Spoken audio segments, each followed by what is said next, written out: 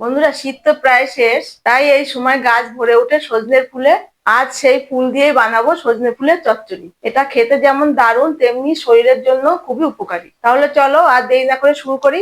এখানে আমি 1 বাটি সজনে ফুল নিয়ে নিলাম, আর সাথে নিয়ে নিয়েছি একটা বেগুন, একটা আলু, 4টে কাঁচা লঙ্কা, একটা টমেটো, পেঁয়াজ আর রসুন। এবার আমি এগুলোকে কেটে নেবো। বন্ধুরা, এই সজনে ফুলের চচ্চড়িটা বেগুন আলু দিয়ে বানালে খেতে খুব সুন্দর লাগে। তোমরাও কারা কারা এরকম ভালোবাসো খেতে আমাকে কমেন্ট করে জানিও। এই যে আলুগুলোকে ঠিক এইভাবে কেটে নিতে হবে, বেগুনটাও ঠিক এইভাবে কেটে নিতে হবে। এখানে আমি কতগুলো বড়ি নিয়ে নিয়েছি। তেলটা গরম হয়ে গেছে, এবার আমি বড়িগুলো তেলে ভেজে নেবো। এখানে আমি কলার ডালের বড়ি দিয়েছি। তোমরা যদি কেউ অন্য মুসুরির ডালের বড়ি বা মটর ডালের বড়ি থাকে সেটাও দিতে পারো। ওই বড়িটা দিলে তরকারিটা খেতে আরো বেশি সুন্দর হয়। বড়িগুলো ভাজা হয়ে গেছে, আমি এখন তুলে নেবো। এবার আমি এই তেলে 1 চামচ কালো জিরে আর একটা শুকনো লঙ্কা ফোড়নে দিয়ে দিলাম।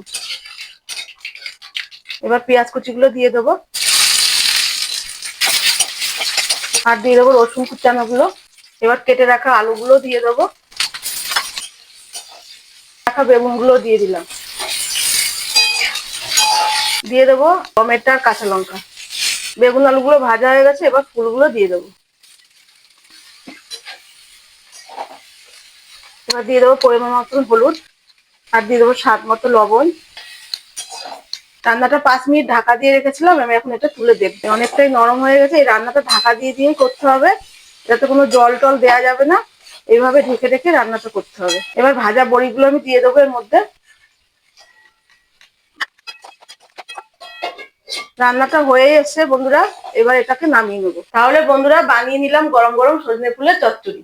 বন্ধুরা, গ্রাম বাংলার এই রান্নাটা একবার খেলে স্বাদটা কিন্তু ভোলাই যাবে না। বন্ধুরা, সজনে ফুলের স্বাদ কিন্তু বছরের মাত্র কিছুদিনই পাওয়া যায়। ভিডিওটি ভালো লেগে থাকলে লাইক, শেয়ার, কমেন্ট করতে ভুলো না। চ্যানেলটিকে সাবস্ক্রাইব করে দিও।